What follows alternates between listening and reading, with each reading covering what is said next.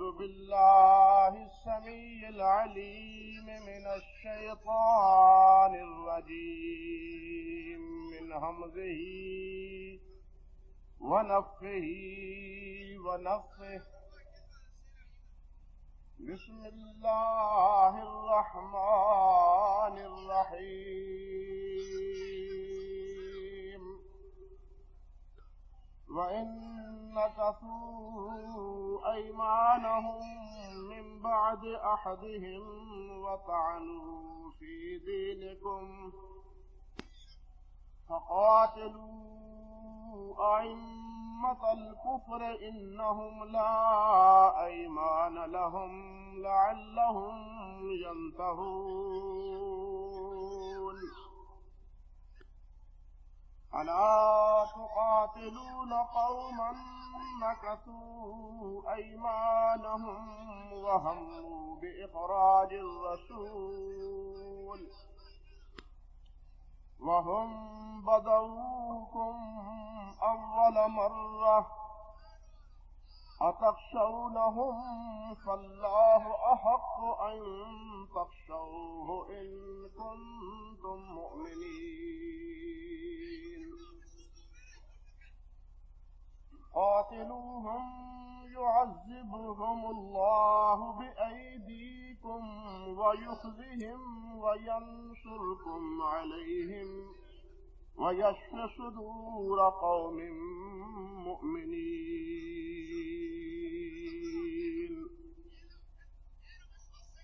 سبحان ربك رب العزة عما يصفون وسلام على المرسلين والحمد لله رب العالمين.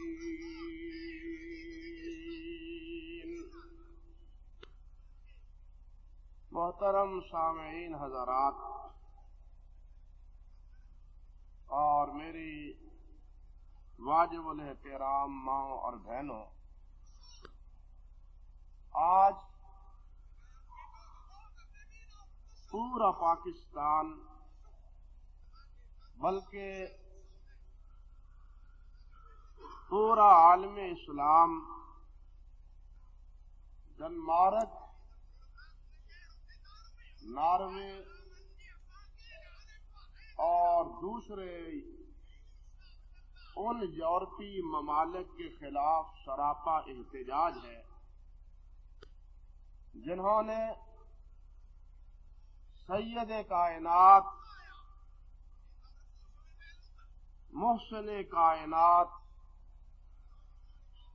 رحمت کائنات حضرت محمد مصطفیٰ احمد مجتبی صلی اللہ علیہ وسلم کی ذات گرامی کی گستاخی کا ارتکاب کیا اور آپ کی ذات گرامی کے حوالے سے خاکے بنا کے آپ کا مذاق اڑایا.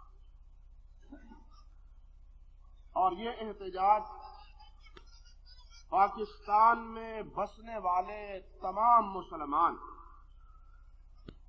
زندگی کے کسی شعبے سے تعلق رکھنے والے ہوں، دینی مدارس اور علماء کرام ہی نہیں، تجار بھی، سکول اور کالج یونیورسٹیوں کے طلباء اور اساتذہ بھی، وکلاء بھی،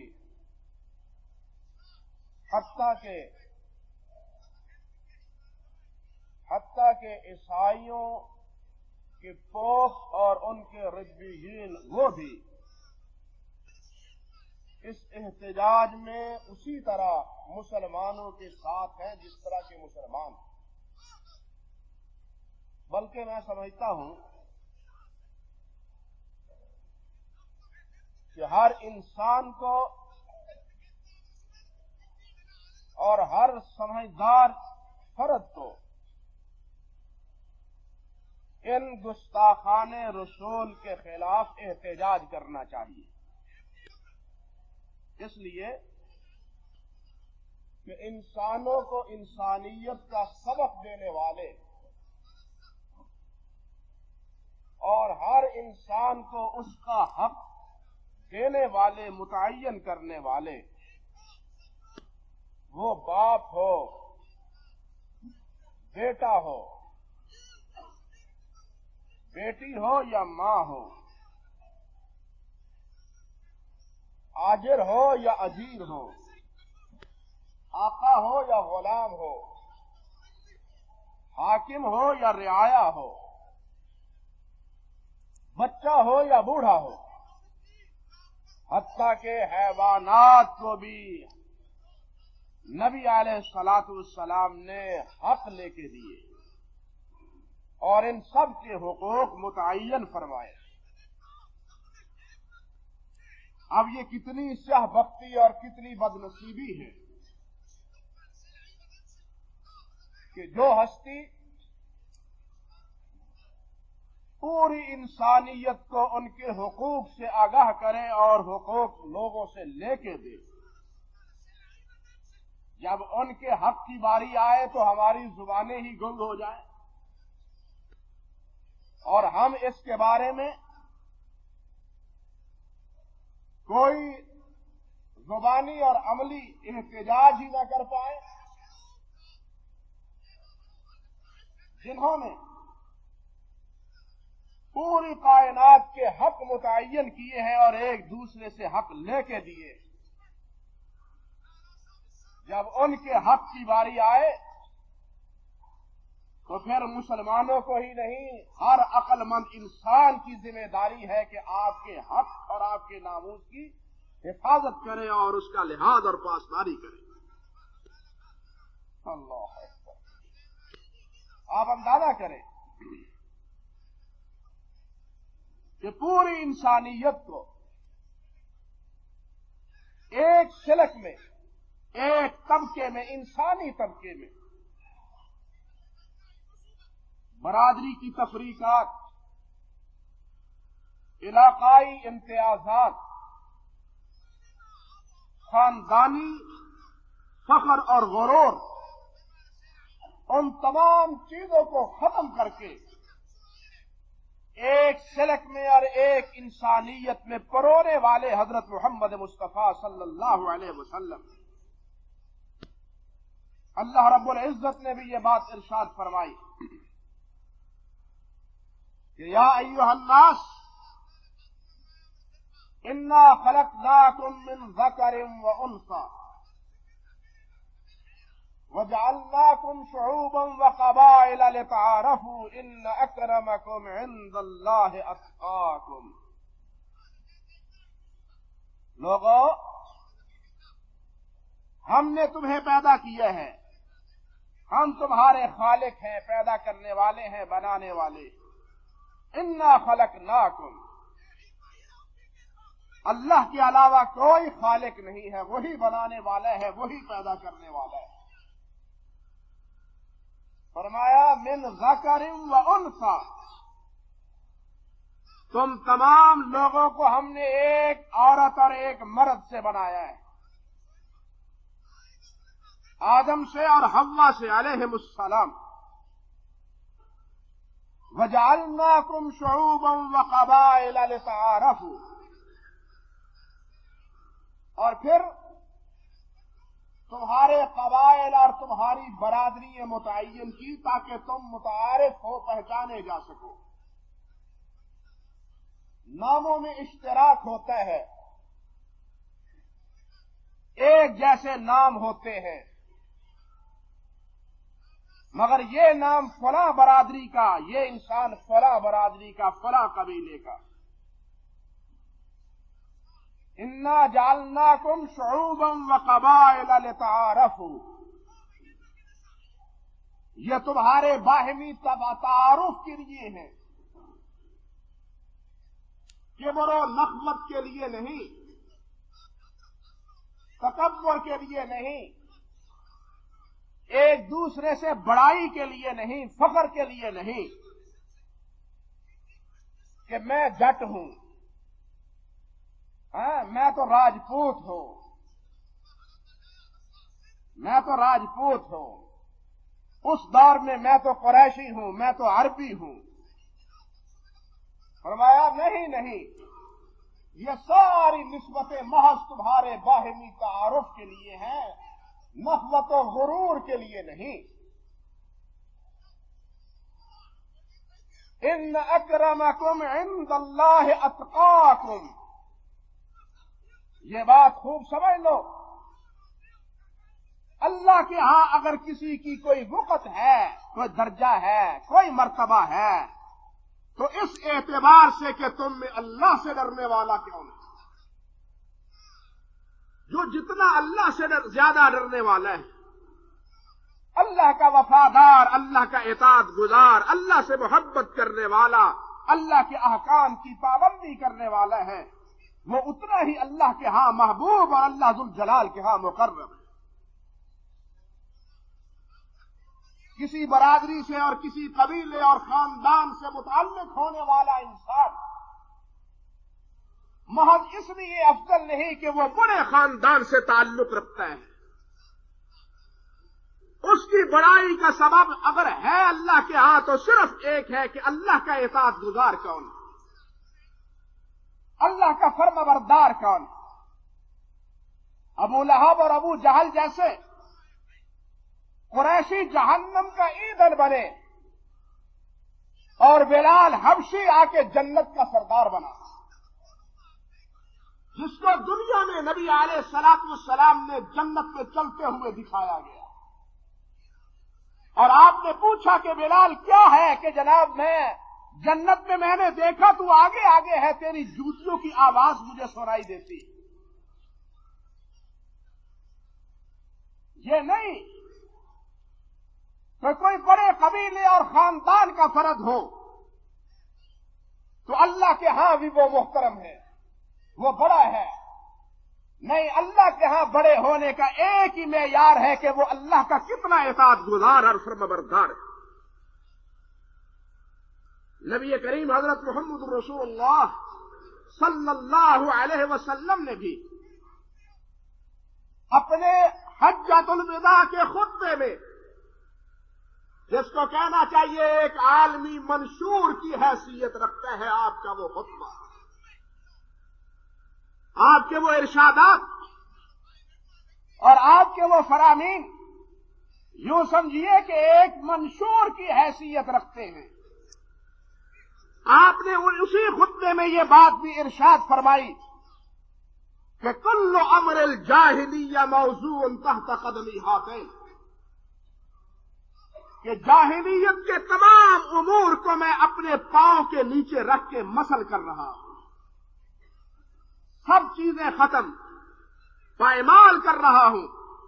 جاہلیت کی نخوت، اس کا غرور اور اس کا تکبر، خاندان اور برادری کی بنیاد پہ ایک دوسرے کی تقسیم، میں اس تمام چیزوں کو پائمال کرتا ہوں، ختم کرتا ہوں، خاتمے کا اعلان کرتا ہوں۔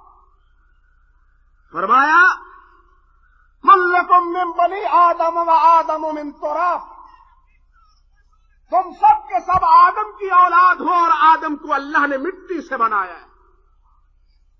تم سب کس کی اولاد ہو؟ آدم کی اولاد ہو، اور آدم کو اللہ ذوالجلال نے مٹی سے بنایا ہے۔ گویا بحیثیت انسان ہونے کے تم سب ایک باپ اور ایک اماں کی اولاد ہو، اور مٹی سے تم سب پیدا کیے ہوئے ہو۔ تمہارے اندر یہ غرور اور یہ تکبر اور یہ نخوت آخر کیوں پیدا ہو گئی؟ اللہ اکبر کبیرہ۔ اور ساتھ فرمایا لا فضل لعربی علی عجمی ولا لاسود علی الاحمر، کسی عربی کو عجمی پہ کوئی فضیلت نہیں، کسی گورے کو کسی کالے پہ کوئی برتری نہیں، تم سب کے سب ایک ہو اور ایک باپ کی اولاد ہو۔ یہ تفریق کالے گورے کی بنا پہ، برادری اور جناب قومیت کی بنیاد پہ تمہاری یہ تفریق کسی اعتبار سے بھی درست نہیں، اور جاہلیت میں جو اس بات پہ تم قائم تھے، آج میں اس کو پائمال کر رہا ہوں، اپنے پاؤں کے نیچے رکھ کے مسل کر رہا ہوں، خاتمے کا اعلان کرتا ہوں۔ سارے بھائی بھائی بن کے، بھائی چارہ اور ایک انسان بن کے اس دنیا میں زندگی گزارو۔ انسانوں کو انسانیت کا سبق مصطفیٰ نے صلی اللہ علیہ وسلم، اور جسے تم آج مہذب معاشرہ کہتے ہو، میرے نزدیک تو اس کو مہذب کہنا ویسے ہی تہذیب کی ناقدری ہے۔ جس کو تم مہذب معاشرہ کہتے ہو، تہذیب یافتہ یورپ کا معاشرہ، کیا ہے ان کی تہذیب؟ جس میں نہ باپ اور ماں کا اعتماد، نہ بھائی اور بہن کا۔ باپ ہے تو جناب بنا کر بڑھاپے میں ہسپتالوں میں، اور جہاں ان کے یہ بنے ہوئے ہیں اولڈ بڑھاپے بوڑھے جہاں پلتے ہیں، وہ علیحدہ گھر بنے ہوئے ہیں۔ وہ بوڑھا ترستا ہوا زندگی گزار دیتا ہے، اور اس کی نالائق اولاد اپنے باپ کا منہ نہیں دیکھتی، اور ماں باپ بھی اپنی اولاد کا منہ دیکھتے ہوئے ترستی، دیکھنے کے لیے ترستی کہ کب میرا بیٹا، کب میری بیٹی میرے پاس آئے۔ جب 25 دسمبر کرسمس کا دن ہوتا ہے، یہ پھولوں کا ایک گچھا لے کے جناب باپ کو ملنے کے لیے چلے جاتے ہیں، سارا سال منہ بھی نہیں دیتے، سارا سال منہ بھی نہیں دیتے۔ یہ کیفیت، کیا تہذیب ہے ان کی؟ کائنات کے بدترین لوگ، یعنی بدتمیز وہ لوگ ہیں جن کو آج مہذب اور تہذیب یافتہ لوگوں نے کہنا شروع کر دیا ہے۔ کیا تہذیب ہے؟ جس میں باپ اور بیٹے کی بھی قدر نہیں، اور جس میں ماں اور بیٹے کی بھی قدر نہیں۔ اسی سال چند مہینے کی بات ہے، آپ نے سنا ہوگا کہ ایک نالائق نے اپنے بیٹے نے اپنی ماں کے ساتھ شادی رچائی۔ انا للہ و انا الیہ راجعون۔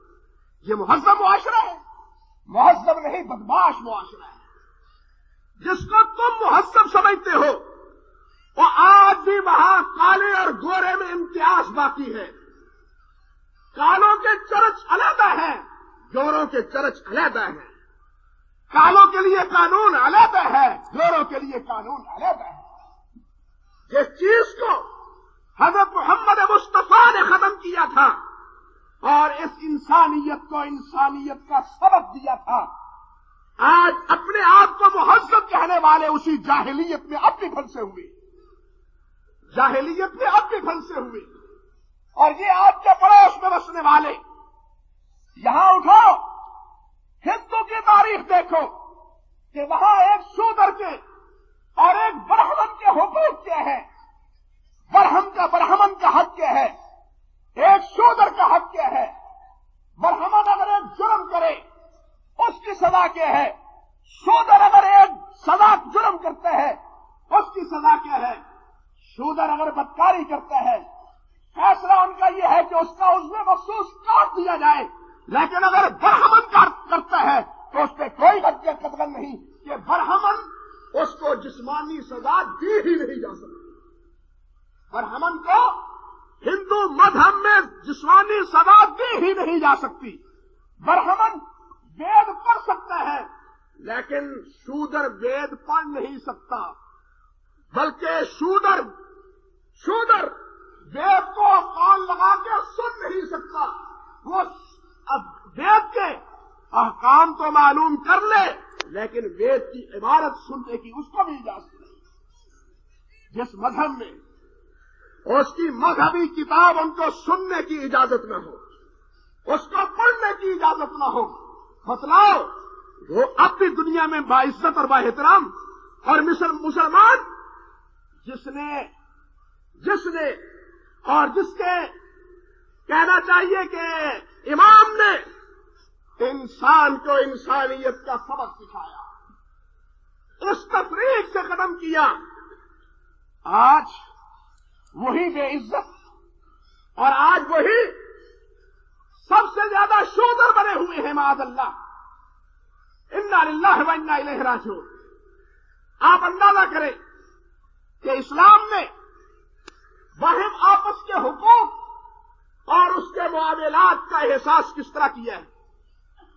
حضرت فاروق اعظم رضی اللہ تعالی عنہ کے دور میں غسان قبیلے کا بادشاہ جب اللہ مسلمان ہو کے مدینہ طیبہ پہنچتا ہے اپنے ہمراہیوں کے ہمراہ،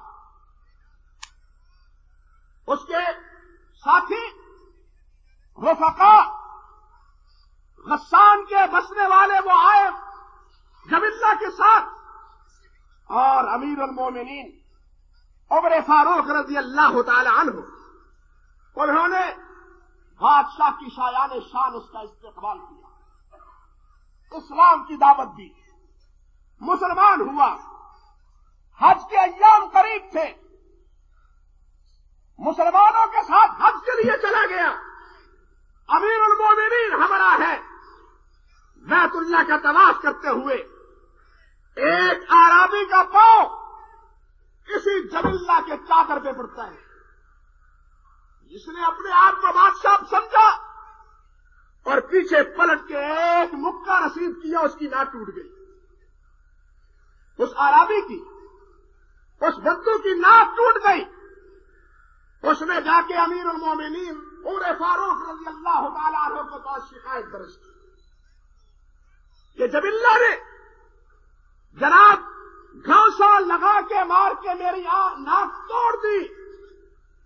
امیر المومنین نے بادشاہ کو بلا لیا، ذرا غور کیجئے، یہ نہیں کہ ابھی نیا نیا مسلمان ہوا ہے، اپنے علاقے کا بادشاہ ہے، حکمران ہے، کہا جبلہ تو نے اس کے ناک کو کیوں توڑا؟ کہنے لگا امیر المومنین یہ تو اس کی ناک تھی، ذرا تھوڑی سی اور گستاخی کرتا تو میں اسے اندھا بھی کر دیتا، اپنی تلوار سے اس کی آنکھیں پھوڑ دیتا۔ فرمانے لگے جبلہ جی امیر المومنین، بدلے کے لیے اپنے آپ کو تیار کرو، جب تک تمہاری ناک پہ یہ ضرب لگا کے ناک نہیں توڑتا یا خود سے تجھے معاف نہیں کر دیتا، تمہارے لیے جان بخشی کا کوئی بھی مداوا نہیں، کوئی بھی حل نہیں۔ کہنے لگا امیر المومنین میں بادشاہ ہوں، میری ناک توڑی جائے گی؟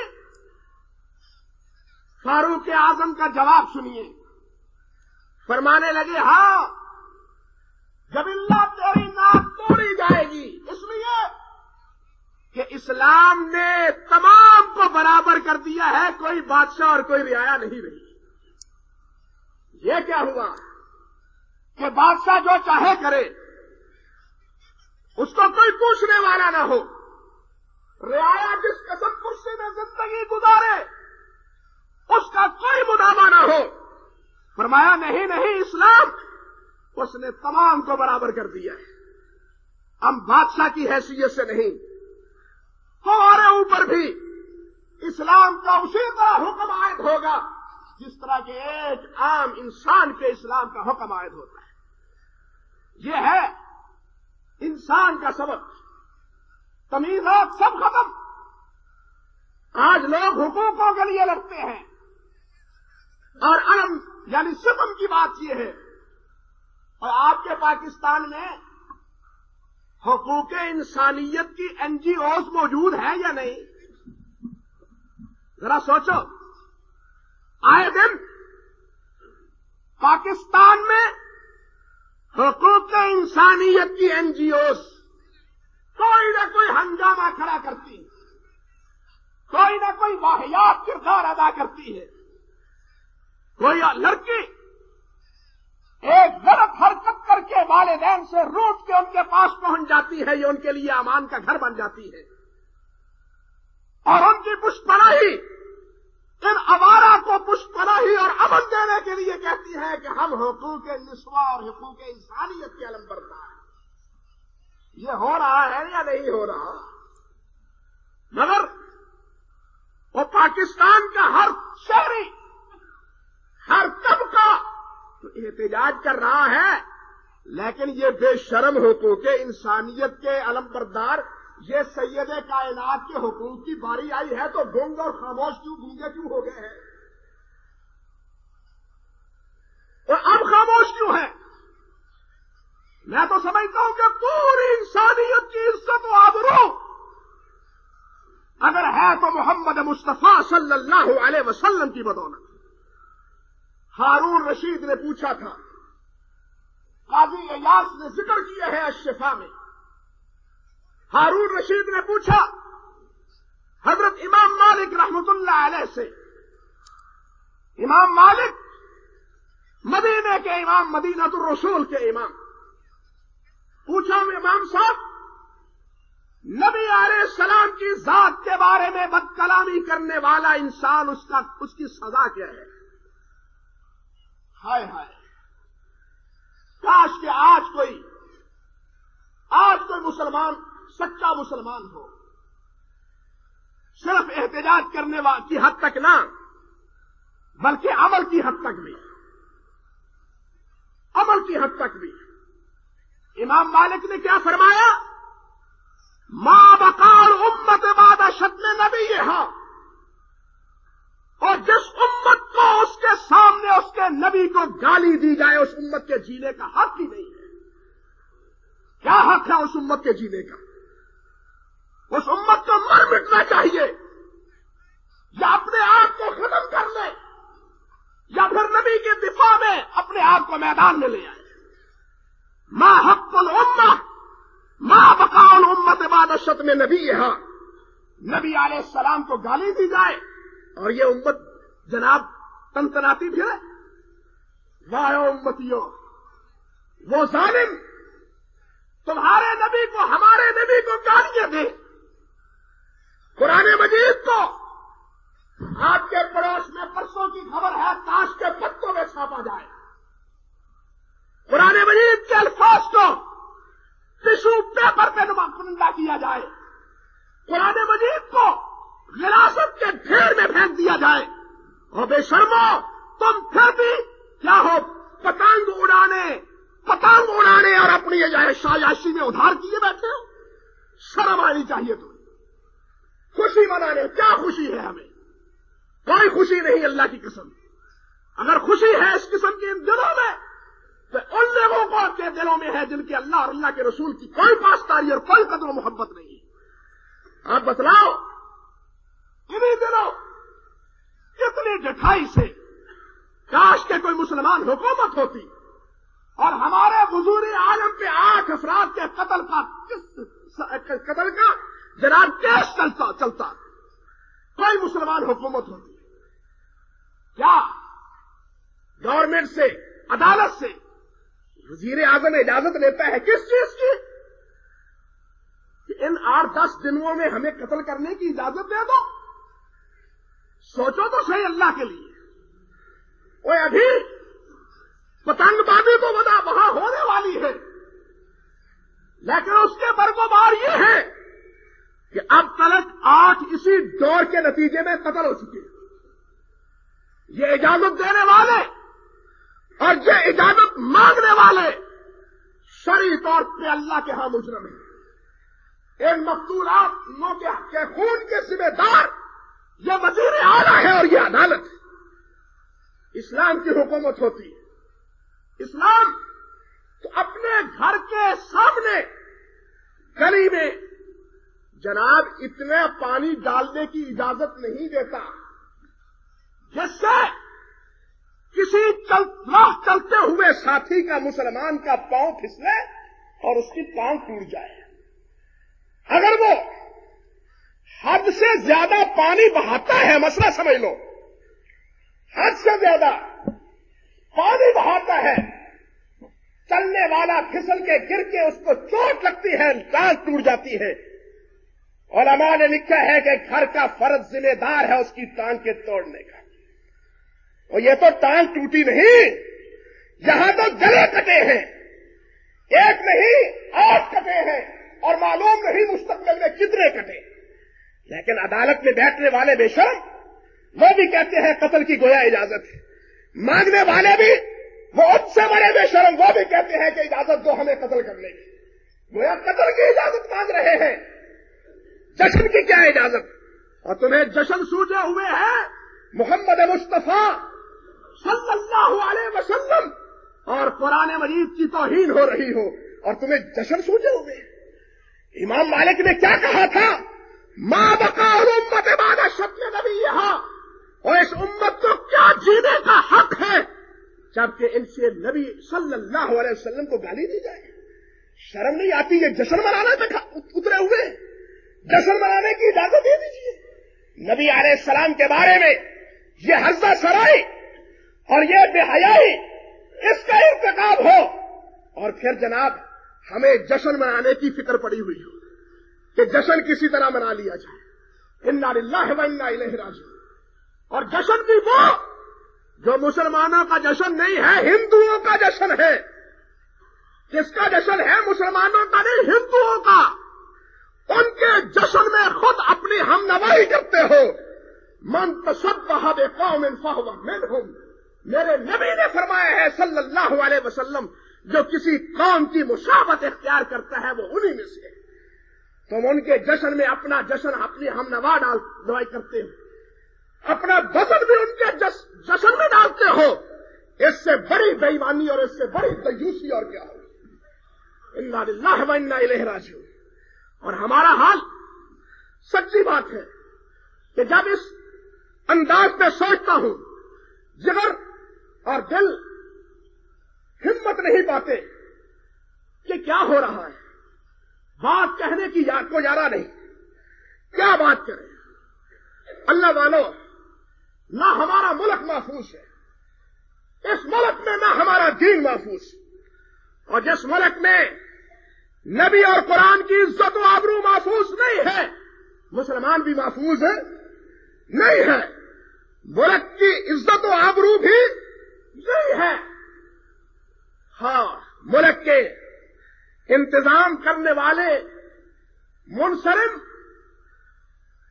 چار جناب ستارے لگائے ہوئے، ملک کے ٹھیکیدار، ملک کے پشتیبان اور ملک کے نگران اور محافظ کہتے ہیں جناب ملک مضبوط ہاتھوں میں ہے، اور کس منہ میں کہتے ہو؟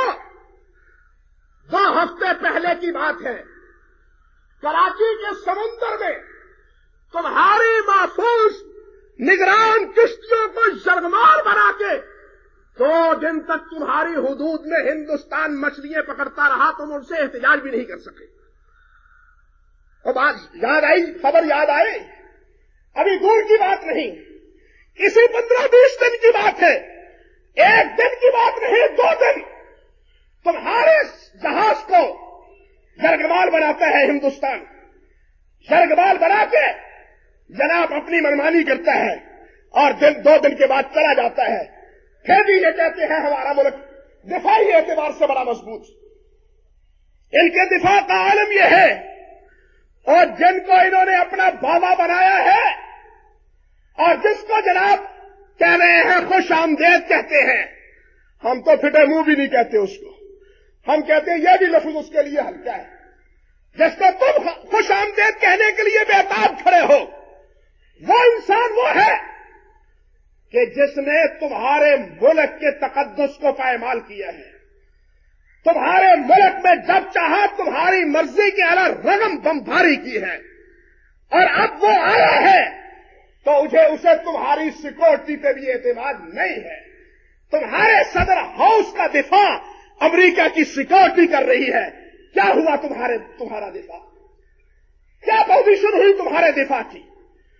یہ انسان پوری انسانیت کا قاتل ہے، وحشی ہے اور دہشت گرد ہے۔ ایران کی باری تو اب بعد میں، لیکن عراق اور افغانستان کا قاتل ہے یا نہیں؟ وہ اس قاتل کو ویلکم کہتے ہیں؟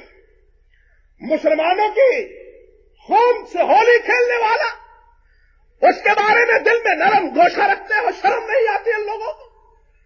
انا للہ و انا الیہ راجعون۔ آپ اندازہ کیجئے، آپ غور کیجئے کہ اسلام حقوق کی نگہداشت اور حقوق کی رگوالی کس طرح کرتا ہے۔ ایک مثال، فتح مکہ کے موقع پہ حضرت ام ہانی رضی اللہ تعالی عنہ، حضرت علی رضی اللہ تعالی عنہ کی بہن، سردار ابو طالب کی بیٹی، کیا ہے اپنے گھر میں 2 نوجوانوں کو پناہ دیتی ہے جس کا اس کے خاوند کے ساتھ دوستانہ اور تعلق تھا. وہ بھاگے ہوئے آئے اور ان کے پیچھے حضرت علی رضی اللہ تعالیٰ عنہ سب تلوار سونتے ہوئے ان کا تعاقب کر رہے ہیں. یہ بھاگ کے ام ہانی کے گھر میں پہنچتی ہے اور ام ہانی کہتی ہے خبردار علی تم نے ان کو قتل نہیں کرنا. حضرت علی فرماتے ہیں لما تجیر المشرکین اور تم مشرکوں کو پناہ دے رہی ہے. کہنے لگی واللہ لا تقتلہما حتی تدعنی اللہ کی قسم ان کو قتل کرنے سے پہلے تو مجھے قتل کرے گا پھر ان کو قتل کر سکے گا. نہیں میں تم کو قتل کرنے دوں گی. کہا دروازہ بند کر دو. پہنچی سرکار کی خدمت میں اور جا کے کہنے لگی یا رسول اللہ زعم ابن عدی انہ قاتل رجلا قد اجرنی قد اجرتہ ہوں. اے اللہ کے رسول کہ میرا ماں جایا بھائی علی وہ مجھے کہتا ہے کہ یہ آدمی میرے حوالے کر دو میں ان کو قتل کر دوں گا حالانکہ میں نے ان کو پناہ دی ہے. میں نے ان کو کیا دی ہے؟ پناہ دی ہے. نبی علیہ الصلوۃ والسلام نے کیا ارشاد فرمایا قد اجرنا من اجرتے قد اجرنا من اجرتے. ام ہانی جس کو تو نے اپنے پاس محفوظ رکھا پناہ دی ہم نے بھی ان کو پناہ دی. کہاں ہے عورتوں کی حقوق کی علم برداری کرنے والے اور کہاں ہے عورتوں کی باتیں عورتوں کے حقوق کی نگہداشت کرنے والے. کجا زمانہ جاہلیت میں جہاں عورتوں کو پیدا ہوتے ہی بچیوں کو زندہ درگور کر دیا جاتا تھا ان کو جینے کا سبق اور ان کی رائے کا احترام وہ سکھلایا ہے تو حضرت محمد مصطفیٰ صلی اللہ علیہ وسلم نے سکھلایا ہے.